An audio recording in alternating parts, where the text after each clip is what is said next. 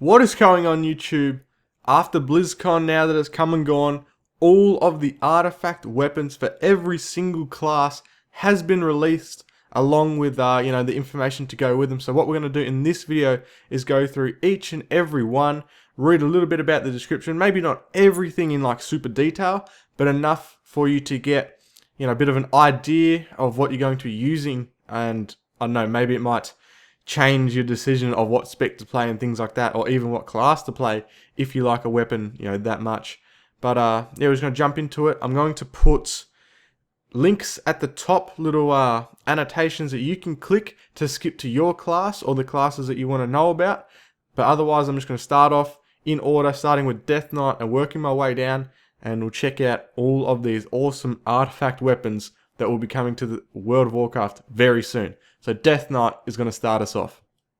So here we can see there's a lot of, they got a big background kind of information you can read about, but like I said, we're going to pick out these little things that help us to understand exactly what the weapon's going to be like.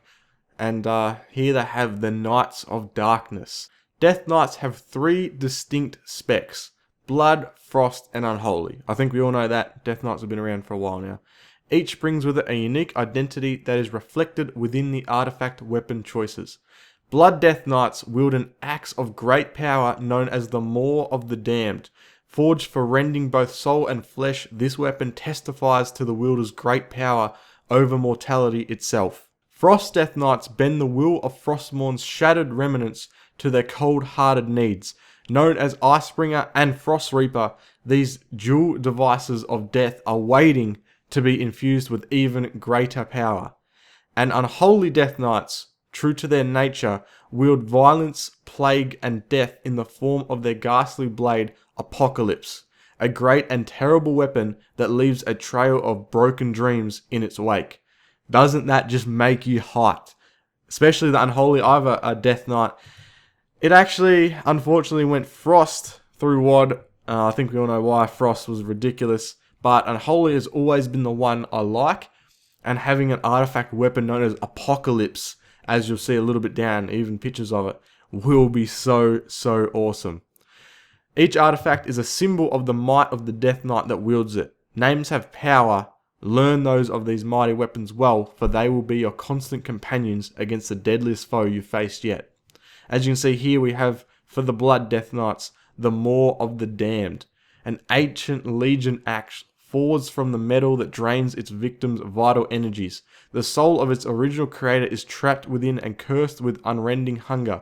For more than 1,000 years, an old and cunning Moarg has used the axe to butcher uprisings and consume the life force of the Legion's foes. Over its long and infamous history, the weapon has made its demonic bearer extraordinarily powerful. Blood Death, that is just such a cool weapon. The first one we're going to start off with in this video, out of the whole class, and we get this big, they call it, it's going to be an axe. Very macy looking, but obviously there's more examples you can have. These are just to give you an idea, they've posted these pictures. There is a number of, different colors and things you can have for it. For Frost, Icebringer and Frost Reaper, which is dual wields, actually, which is interesting. Crafted from the Burning Legion to corrupt the world of Azeroth, the soul-stealing Runeblade Frostmourne was shattered by Ashbringer atop Icecrown Citadel. Countless souls were freed from the broken blade, but others were not so fortunate. Today, the shards of Frostmourne can be recrafted and infused with even more power. However, the spirits still trapped within this must first be subdued and bent to the wielder's will. So cool. Based off Frostmourne, like what else? What more can you say about that? Finally, we have Unholy, the class I'll be checking out, or the spec, and the weapon is called Apocalypse. Vampiric demons known as Nathrism forge this ancient sword, which brings with it violence, plagues, and death. Apocalypse soon earned a horrific reputation in the hands of Tirasgard mage who couldn't control its destructive energies. Of a Tirasgard mage. Sorry if I stuff up some of these words too. Some can be pretty confusing to say. Anyway, in time, the sword was seized by the malevolent Dark Riders, servants of Merdevir, the corrupted guardian of Tirisfal. they hid the blade in the catacombs under his home, the Tower of Karazhan. So a lot of these stories that they're leaving us here is actually going to, it's dropping hints on how we're going to have to obtain them, which is going to be really cool. It's going to be probably one of the, most unique and rewarding questing lines you could ever do. I believe that's how they're going to do it. Through quests, you gain these, these special rare weapons. So that's DK, and we'll move back to the main screen and move on to the Demon Hunter. Straight up, the new class that everyone is so hyped for. So again, we're going to have the information here, just like I did with Frost Death Knights. I'll probably pause the video, extend the clip just a little bit so you can read the information I don't read out if you really want to. We're going to move down here to the just the weapon names and jump into the information they give us. So, Demon Hunters have two distinct specs, Havoc and Vengeance. Each brings with it a unique identity that is reflected within the artifact weapon choices.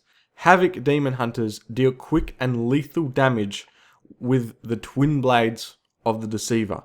These glaives of immense power cut through all that would stand in the Demon Hunter's way.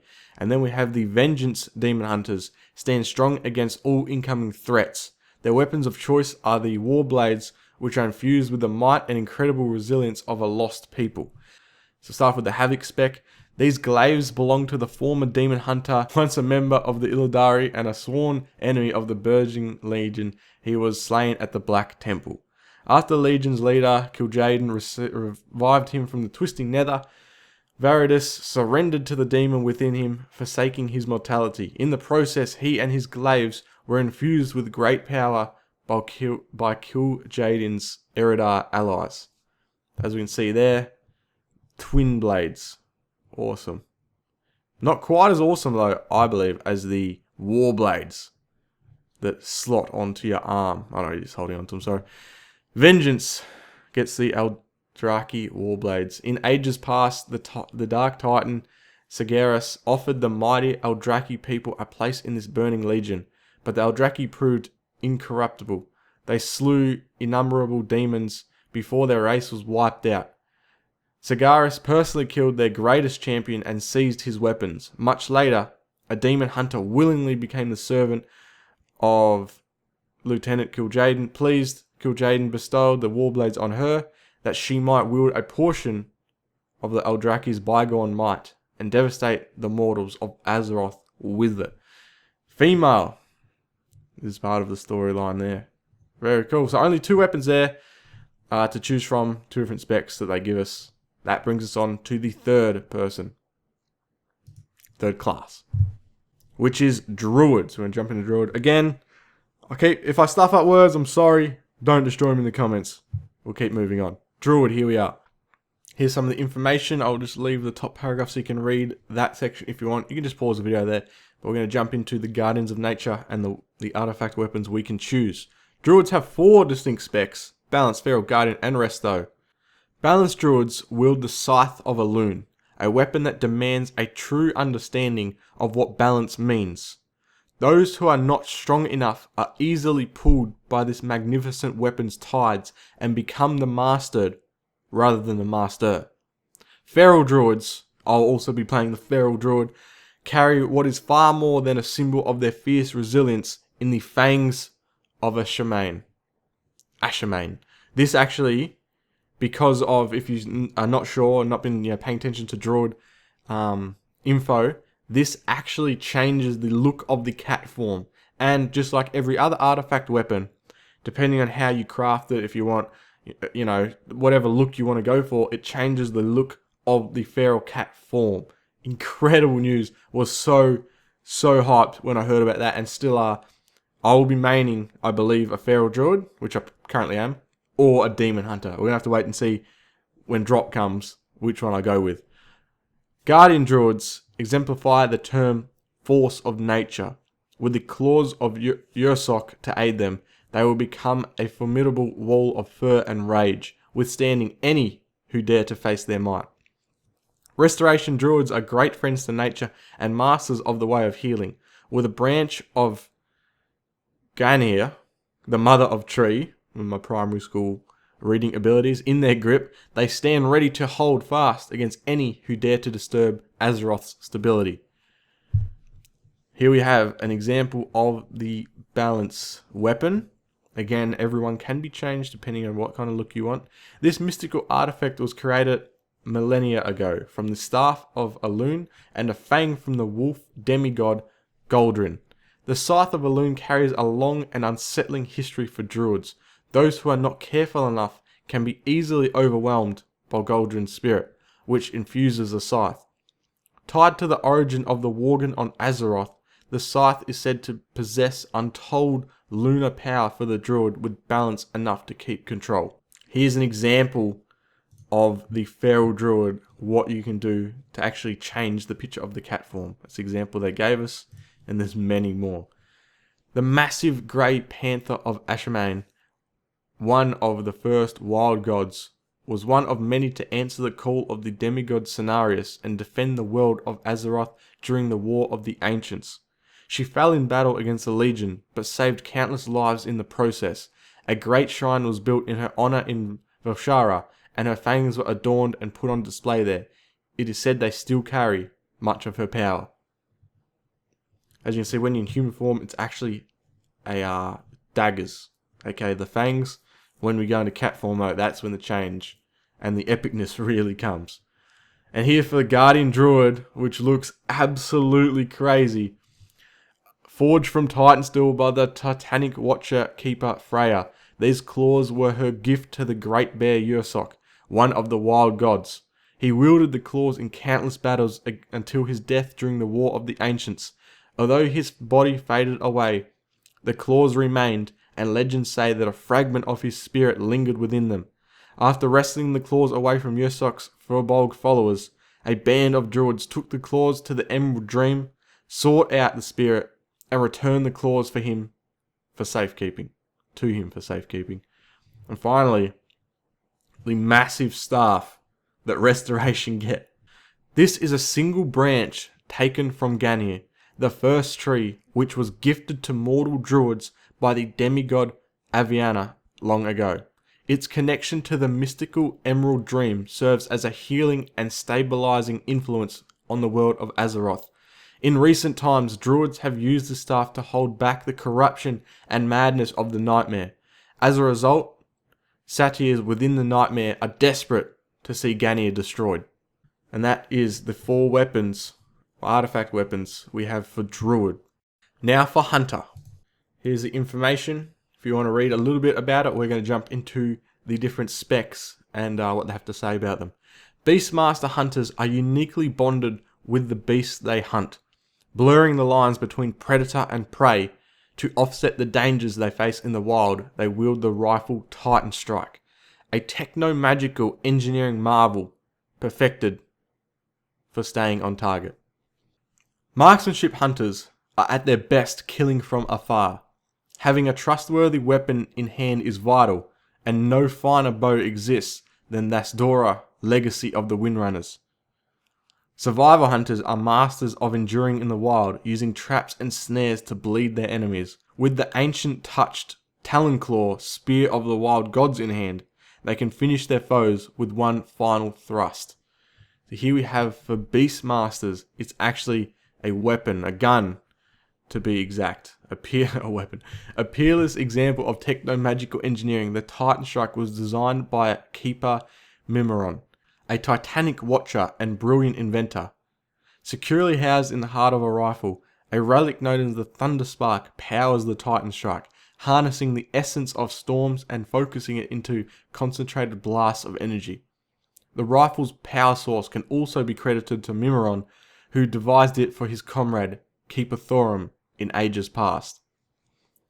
Very cool. Very cool. Again, if you've skipped a few classes, I stated that the story they're giving here about the artifact weapon is going to tie into our quest line of going to get it. I believe it's going to be a quest line. It's going to be super cool. A lot of lore in the background makes it, that much more important, especially when you hold it, and having to go through, all these things to get it is going to make the weapon even more epic, if you know what I mean. Marksman. legacy of the Wind Riders, it's going to be a bow. Again, these are only examples. We can have many different bows and many different kind of like looks of it, but you get to choose that when the game finally drops. A proud heirloom of the Windrunner family, Thastora was carved from a bow of the mother tree of Eversong Woods shortly after the Elven Kingdom of Quel'Thalas was founded. Handed down to the eldest of each generation, the bow was last wielded by the High Elf Ranger Captain Alleria Windrunner.